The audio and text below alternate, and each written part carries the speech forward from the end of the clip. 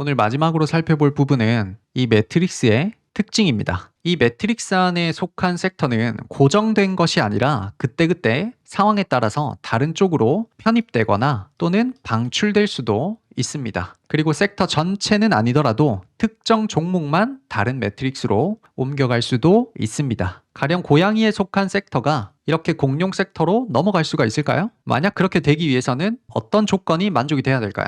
이 고양이에서 부족한 펀더멘탈 조건이 만족이 돼야 되겠죠. 그러면 예를 들어서 현재 26년 4월에 가장 핫한 섹터인 통신 섹터로 예를 한번 들어봅시다. 통신 섹터는 연속성과 시장 관심도는 충분하나 펀더멘탈이 좀 약하죠. 통신 섹터의 대장주인 대한광통신만 보더라도 실적이 플러스는커녕 적자를 기록하고 있어요. 대장주인데도. 이처럼 통신 관련주들은 섹터 전반적으로 돈을 버는 기업들이 손에 꼽습니다. 그러면 이 통신 섹터가 공룡 섹터가 되려면 돈을 벌어야 되는데 그런 상황으로 가기가 쉬울까요? 직관적으로 쉽지 않겠다라는 느낌을 가질 수가 있습니다. 펀더멘탈이 충족이 되기까지는 아주 긴 시간이 필요하다고 딱 느낌이 오는 거죠. 근데 이렇게 생각해 볼 수도 있죠. 통신 관련 섹터 안에 아주 특정한 종목들은 돈을 잘 벌고 있어요. 이미 통신 관련주들은 재료의 연속성이 뚜렷하고 시장 관심도는 만족이 됐어요. 그러면 돈만 잘 벌면 되죠. 근데 한두 종목은 분명히 실체가 있고 펀더멘탈이 충족이 되더라라는 거죠. 그런 특별한 종목들은 사실은 고양이가 아니고 이 공룡 섹터로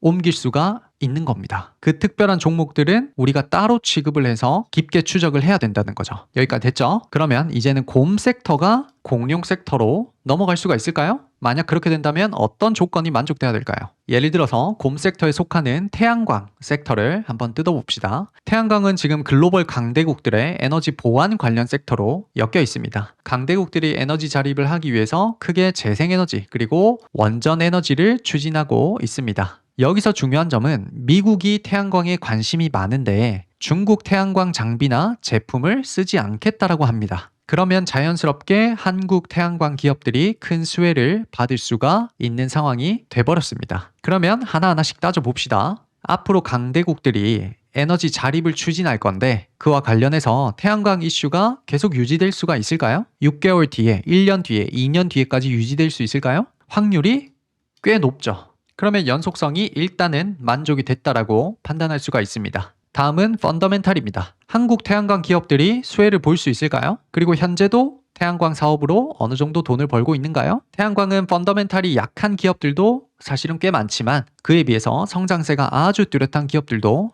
덜어 있습니다. OCI 홀딩스나 HD 현대에너지솔루션 같은 기업들이죠. 이렇게 성장하는 기업들을 위주로 태양광 섹터를 바라본다면 그리고 미국이 중국산 태양광 장비나 소재에 대해서 수입을 금지함으로써 우리나라에게 반사이익이 확실하다면 펀더멘탈도 꽤 충족을 한다고 볼 수가 있습니다. 그러나 마지막 요소인 시장 관심도는 살짝 떨어집니다. 현재 기준으로 반도체, 우주항공, 통신보다 이 태양광 섹터가 더 큰 관심을 받을 수가 있는가? 또는 단기적인 미래, 즉 한 달이나 두 달 안에 큰 관심을 받을 수 있다고 확신할 수 있는가? 이런 질문들로 바라본다면 당장에 큰 관심을 받을 확률은 그리 크지 않겠다 정도로 판단할 수가 있습니다. 그러면 곰 섹터 안에 있는 섹터들은 공룡 섹터로 가기가 불가능할까요?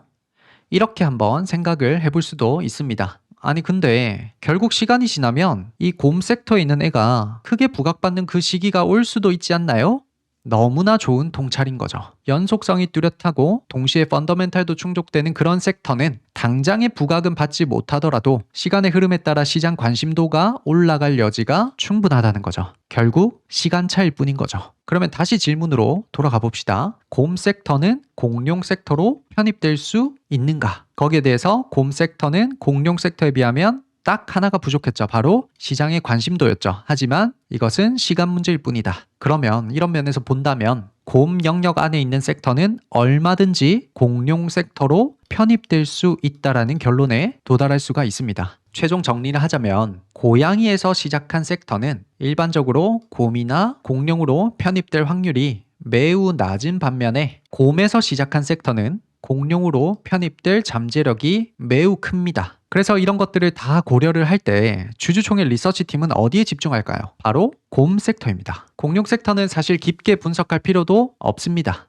왜냐하면 누구나가 이 섹터가 현재 슈퍼사이클에 진입했다라는 것을 쉽게 알 수 있기 때문입니다. 주식시장에 관심이 없는 사람이라도 25년도 9월부터는 반도체 산업에서 굉장히 뭔가 시끌시끌하구나 정도를 아주 쉽게 파악할 수 있다는 거죠. 그래서 공룡 섹터는 사실은 큰 힘을 들이지 않아도 됩니다. 아니 그렇게 힘을 안 들여도 되면 공룡 섹터만 하면 되는 거 아니냐 라고 물을 수도 있어요. 물론 그런 전략도 좋은 전략입니다. 다만 1년에 한 개가 나올까 말까 한다는 거죠.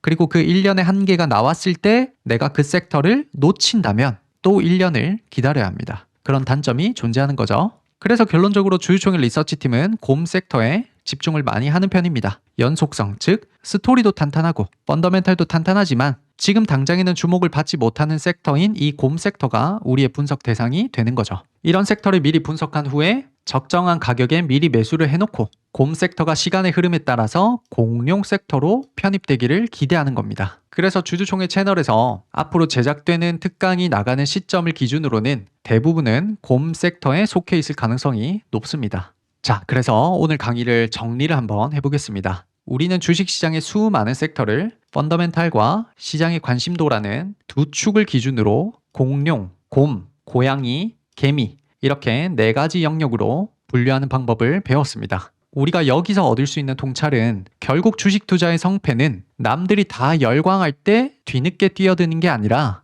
연속성과 실체가 있는 곰 섹터를 미리 발굴해서 공룡이 되기를 기다리는 그 인내에 있다는 겁니다. 제가 앞으로 채널에서 소개할 수많은 특강들도 결국 이 곰을 찾아서 공룡으로 변하는 길목을 지키는 그런 과정이 될 겁니다. 오늘 강의를 보신 후에 여러분들은 지금 내가 투자한 이 섹터는 4가지 영역 중에 어디에 속해 있는가? 이런 질문들을 스스로에게 던지시면서 내 관심 종목들을 이 매트릭스 위에 직접 한번 올려보시기를 바랍니다. 이 분류 작업이 익숙해질수록 여러분들은 시장의 소음으로부터 좀 더 자유로워지고 국면에 따라 어울리는 전략을 확신 있게 사용하실 수 있게 되실 겁니다. 오늘 1강에서는 섹터를 나누는 틀을 배웠습니다. 다음 2강에서는 종목의 탄생, 침체, 그리고 다시 상승하는 그 1년의 생애 주기에 대해서 심도 있게 다루면서 동시에 각 국면 속에서 우리는 어떤 전략을 사용하는 것이 가장 현명한지도 같이 다루도록 하겠습니다. 앞으로 26년 버전 강의를 많이 기대해 주시고 오늘 강의가 도움이 되셨다면 구독해 주시고 좋아요 한 번씩 부탁드립니다. 저는 다음 2강에서 더 알찬 내용으로 뵙도록 하겠습니다. 지금까지 주유총이었습니다. 감사합니다.